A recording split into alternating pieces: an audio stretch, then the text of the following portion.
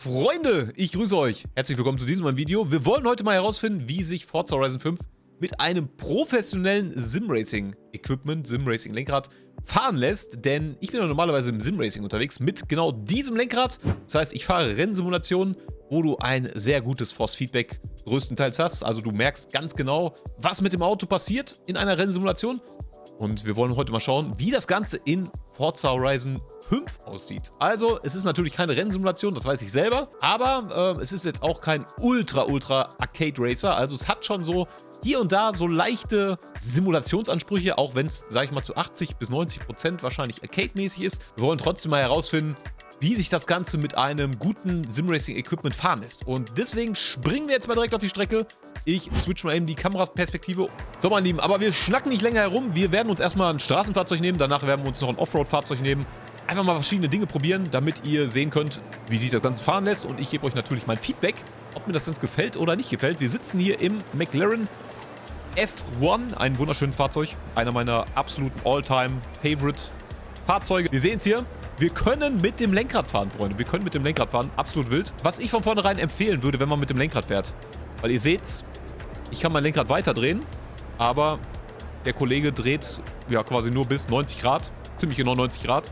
Das Lenkrad, und das ist sehr, sehr verwirrend, wenn man gerade am Fahren ist und einfach mal weiter einschlägt. Also sieht irgendwie blöd aus, deswegen nehme ich persönlich immer diese Dashcam, wo ihr kein Lenkrad sehen könnt, aber ja, ihr habt quasi das Lenkrad ja selber in der Hand und ihr braucht es nicht nochmal in-game angezeigt zu haben. So, aber wir fahren einfach mal los, Leute. Seht ihr das? Wir fahren, also ich habe meine Pedale, die noch Trustmaster TLCM-Pedale, bald bekomme ich neue Pedale und es funktioniert, Freunde. Es funktioniert und wir fahren einfach mal ganz entspannt. Ich muss meine Maus hier aus dem Bild. Wir fahren mal ganz entspannt einfach erstmal los. Ich bin generell so ein Fan irgendwie, also ich komme aus dem Sim-Racing und mache das Ganze ja, sage ich mal, auf einem professionelleren Niveau im Sim-Racing. Und deswegen versuche ich hier auch so einigermaßen gut zu fahren. Also jetzt hier nicht querfeldein oder so, sondern wir versuchen einfach mal auf der Straße zu bleiben und so ein bisschen, ja, nach dem realen Vorbild uns auf der Straße richtig zu verhalten. Auch wenn natürlich Forza dazu einlädt, einfach Scheiße zu bauen und klar, es ist ein Arcade Racer, habe ich ja gerade schon mal gesagt. Aber was ich von vornherein direkt mal sagen muss, Freunde, es fährt sich überraschend gut. Und ich bin, wie gesagt, gar nicht davon ausgegangen, dass man hier überhaupt viel spürt im Force-Feedback. Aber es baut sich zum Beispiel ein sehr schöner Druck auf, wenn man um die Kurven fährt. Das heißt, du merkst sehr, sehr gut, wie das Gripniveau gerade ist. Und auch wenn das Auto ausbricht und so weiter. Also genau das, ja, sag ich mal, die Grundlage, um ein Auto schon mal gut auf der Straße zu halten. Ihr seht da zum Beispiel, man kann auch schön diese Drifts provozieren. Ich habe jetzt natürlich kein Drift-Lenkrad, also ich habe hier ein Formel-Lenkrad.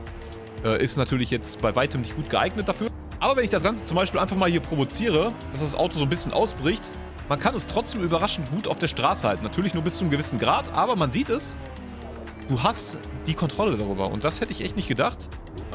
Wie gesagt, mit dem anderen Lenkrad, also mit einem runden Lenkrad, ist das Ganze natürlich nochmal viel besser zu kontrollieren, weil du einfach ja, mehr Grifffläche am Lenkrad hast und du kannst zum Beispiel auch umpacken. Das kannst du hier bei so einem Formel-Lenkrad natürlich nicht.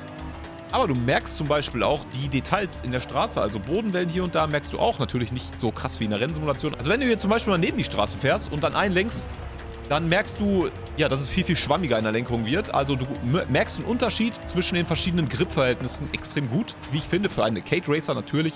Ich vergleiche das jetzt nicht mit einer Rennsimulation. Ich glaube, die haben auch nochmal im Vergleich zu Forza Horizon 4 das Ganze verbessert.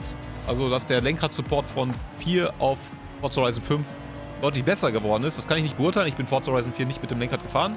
Aber diejenigen, die das wissen, können das gerne mal in die Kommentare hauen, die den direkten Vergleich haben. So, und ich würde sagen, wir ballern noch mal ein bisschen hier rum und gucken mal, wie sich das Ganze hier bei hoher Geschwindigkeit verhält und ob wir das Auto hier auf der Straße halten können. Also klar, man muss sich natürlich konzentrieren und wenn du mal neben die Straße kommst und das Auto fängt an zu rutschen, dann ist es schwierig mit dem Lenkrad. So zum Beispiel. Aber es ist vollkommen machbar und überraschend gut, meiner Meinung nach. Und man kann das Auto sehr gut auf der Straße halten. Und vor allem das Allerwichtigste, es macht Spaß. Das hätte ich nicht gedacht. Ich dachte immer, Forza Horizon generell ist ein reines Controller-Game und macht damit am meisten Sinn. Aber ich kann euch sagen, zumindest hier mit dem Equipment, was ich hier gerade nutze, sollte man das Ganze definitiv mal ausprobieren. Definitiv, wenn man die Möglichkeit hat, mit dem Lenkrad zu fahren, auf jeden Fall ausprobieren. So, ich würde sagen, wir schnappen uns nochmal ein Offroad-Vehikel. Was auf jeden Fall auch noch eine wichtige Einstellung ist, wenn man vor allem stärkere Lenkräder hat. Also das Teil hier hat ja bis zu 25 Newtonmeter. Das heißt, das kann schon richtig krass abgehen. Ich kann ja hier auch mal ein paar Szenen einblenden, wie das Ganze aussieht, wenn man das auf 25 Newtonmeter stehen hat.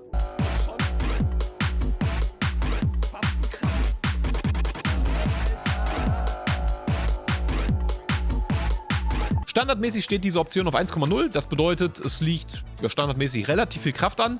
Ich würde bei einem starken Lenkrad, was so im Bereich 15, 20, 25 Newtonmeter liegt, würde ich das Ganze ein bisschen weiter runterstellen, so auf 0,8, 0,7, weil wenn ihr beispielsweise auf der Straße unterwegs seid, geht das Ganze noch, aber wenn ihr dann zum Beispiel mal neben die Strecke kommt und irgendwelche komischen Hügel oder irgendwelche Bäume trefft oder so, dann kann es sein, ja, dass das Lenkrad ziemlich stark am Arbeiten ist und meiner Meinung nach ist das Ganze dann schon ein bisschen zu stark. Es ist nach wie vor ein Arcade Racer, deswegen ich würde es auf 0,7 machen, dann habt ihr insgesamt nicht ganz so viel Power im Lenkrad und es ist angenehmer. Und wir schauen mal, wie das Ganze jetzt Offroad-mäßig aussieht. Das habe ich zum Beispiel auch noch nicht gemacht. Hier kommen schon wieder ein paar Kollegen entgegen. Und ich bin schon hier im 6. Gang. Und ich habe auf jeden Fall das falsche Lenkrad dafür, Freunde, weil, ja, wenn ich jetzt mal ein bisschen weiter als 90 Grad lenken muss, dann wird es schon ein bisschen kritischer. Und komm, wir gehen hier einfach mal komplett Offroad, komplett querfeldein. Und das ist gar nicht mal so einfach. Und ihr seht auch zum Beispiel im Lenkrad, das ist richtig am Arbeiten. Seht ihr das? Also da ist auf jeden Fall einiges los in der Bude. Du merkst ja, Unebenheiten, du merkst die Bodenwellen und so weiter und so fort. Noch meine Maus hier, die verselbstständigt sich jetzt gerade. Ach du Scheiße, ach du grüne Neune. Ja, ich habe auf jeden Fall das falsche Lenkrad, Freunde. Aber wenn ihr Bock habt, ich hole mir mal ein rundes Lenkrad und dann testen wir das Ganze mal mit einem runden Lenkrad und machen mal so Ausflüge. Zum Beispiel einfach so ordentlich auf der Straße bewegen und einfach mal so ein paar Autos ausfahren. So ein bisschen auf Realismus tun, auch wenn es natürlich kein realistisches Spiel in dem Sinn ist, sondern es ist da, um Scheiße zu bauen. Aber ich will genau das Gegenteil eigentlich mal machen und so ein bisschen, ja, einen auf vorbildlichen Fahrer machen und ab und zu mal so ein bisschen auf die Tube drücken. Ich glaube, das könnte ganz geil sein, weil man dann die Autos einfach mal so ein bisschen, ja, ein kleines bisschen realistischer auf der Straße bewegt, anstatt einfach mit dem Controller hier querfeldein zu fahren. So, Freunde, mich würde aber interessieren, seid ihr auch schon mal mit dem Lenkrad hier unterwegs gewesen? Wenn ja, was ist eure Erfahrung gewesen? Macht Spaß oder macht es euch Spaß? Spielt ihr lieber mit dem Controller? Und habt ihr Bock darauf, dass ich hier euch noch ein bisschen mehr zeige? In Forza Horizon 5 mit dem Lenkrad, dass wir zum Beispiel einfach mal ein bisschen gemütlich rumfahren, verschiedene Autos ausprobieren und ja, einfach ein bisschen Spaß haben, aber so auf meine Art und Weise als Simracer. Mal ein bisschen was anderes. Haut's mal gerne in die Kommentare. Ich sage auf jeden Fall, wir sehen uns im nächsten Video. Checkt hier meine anderen Videos gerne aus dem Simracing. Und dann sehen wir uns in einem meiner nächsten Videos, Freunde. Haut rein, euer Mavix. Ciao. Ciao.